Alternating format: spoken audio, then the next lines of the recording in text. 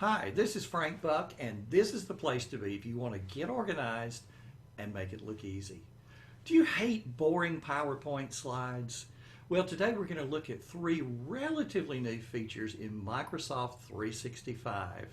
By the way, Office 365 has now been renamed Microsoft 365. First up is what's called the Morph Transition. Now, transitions are the things that happen between slides, and on the whole, they're sort of gimmicky. Let me share my screen and you'll see what I mean here. Okay, let's say we have these slides.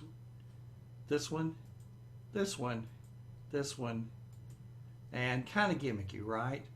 And so I've added some transitions in there. Watch and see what you think.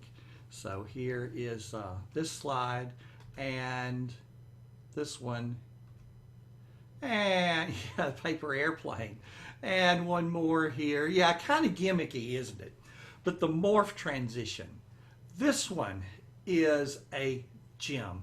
And the way it works is this. Let's say that I've got three shapes, and I'm going to get out of the presentation so that you can just see the slides over here. I've got this slide where I have these three just elements.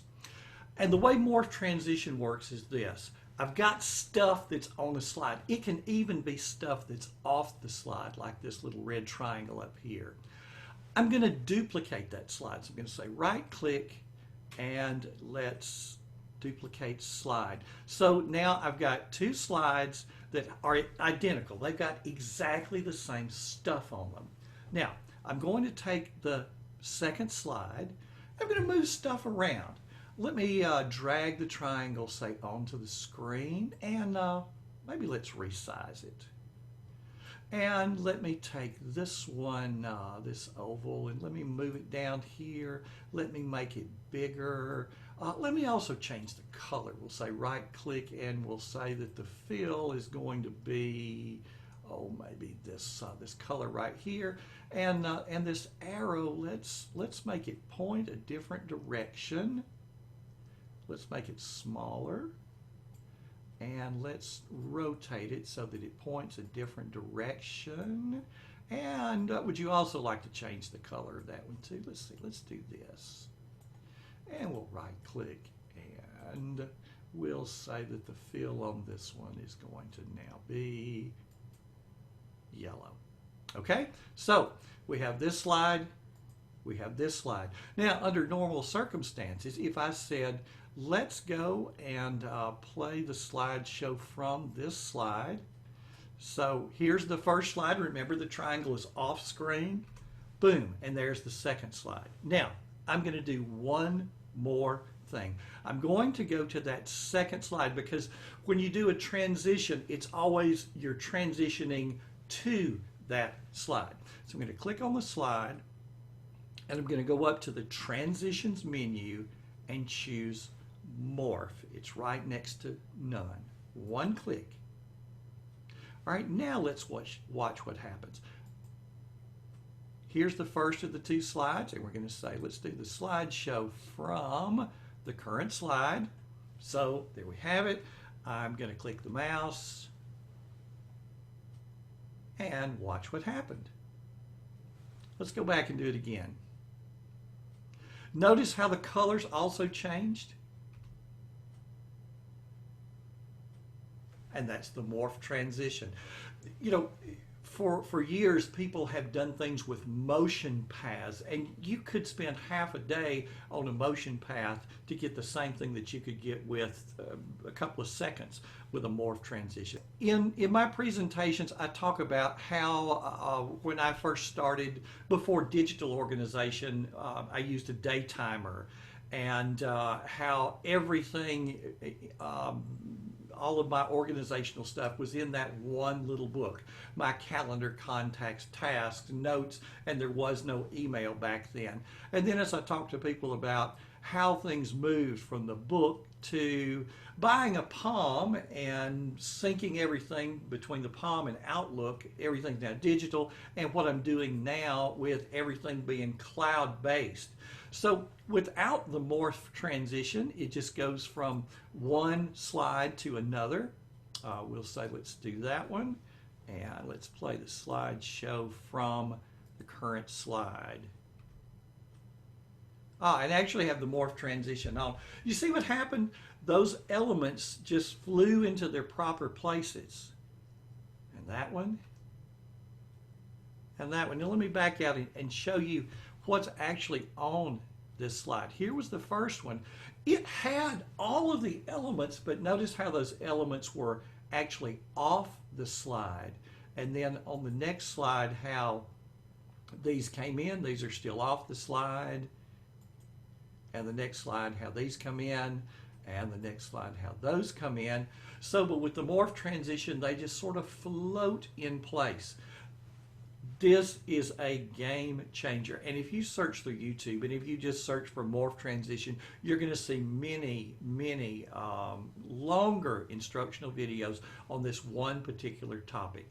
This is a fantastic idea in PowerPoint. The second feature I have for you today is what's called design ideas. Now, this is definitely a boring slide, but with nothing more than a couple of clicks of a mouse, we can do a little better. I'm going to click up on the design menu, and on the far right hand side is a little button that says Design Ideas. When I click it, PowerPoint automatically generates these suggestions. If I click on one, bam, it automatically puts it in. I can click on another one, it substitutes the one for the other. And so when I have one that I like, I just stick with it. Now I can still change the text and all of that stuff. So very quick and easy way to spice up your slides just a little bit. So it's called Design Ideas. Just go to the Design menu, click over on Design Ideas to open up this little panel on the right hand side. Third for you today is what is called 3D models. Now this is going to take the idea that we had with Morph plus some 3D images that are now built into PowerPoint, and I think you're really going to like this.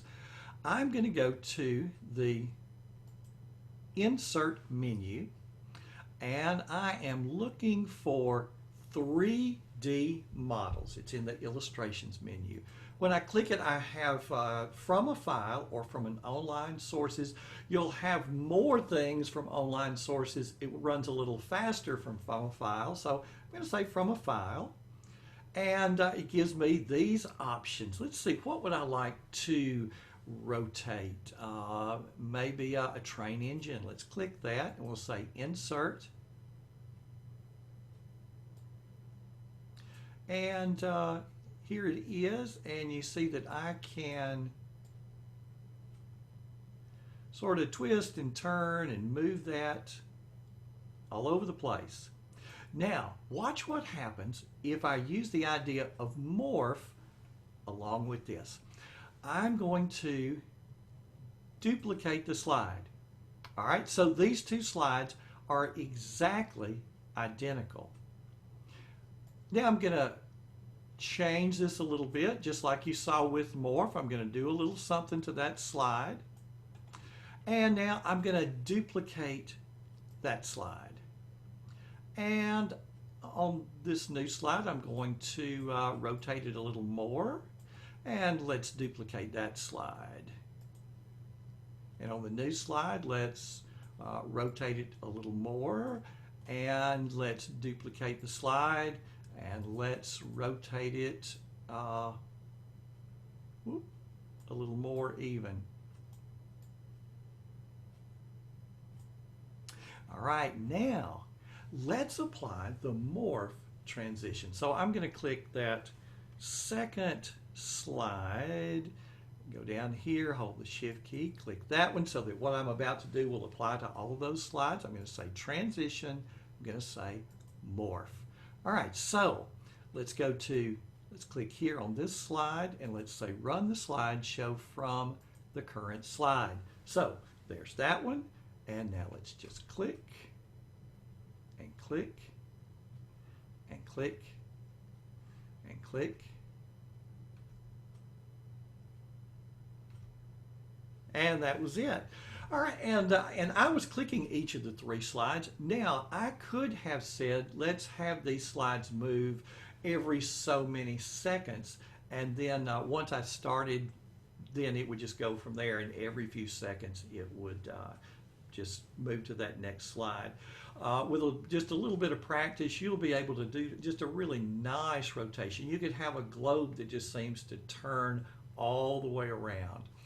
And there are the 3 concepts that I have for you today. All of them are relatively new in Microsoft 365. Well, what do you think?